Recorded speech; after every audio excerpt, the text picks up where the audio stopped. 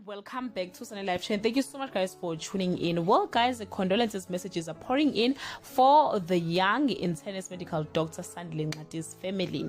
Yesterday, a young woman from Port Elizabeth touched the hearts of many people on Facebook after she announced the passing of her younger brother, who was working away from home at George Mucari Academic Hospital. What hurts more about his passing, guys, is that he just finished his medicine degree from University of Cape Town, and his life was just starting to blossom as he was already working as a doctor.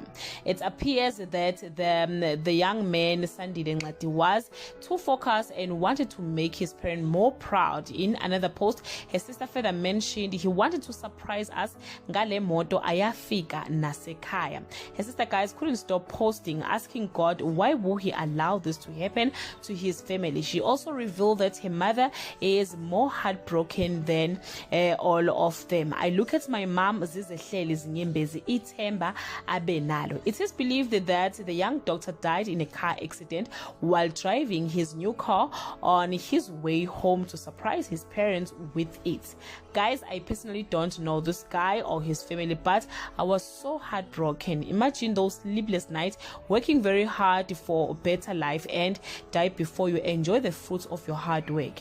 May the Lord comfort his family and everyone affected. One thing good, guys, that social media brought to us is changing us from being strangers to a big loving family. So let's pray for this family. Prayer have no boundaries. That's all I have for today. Do leave your comment below and let's share some love with this family on the comment section. Bye.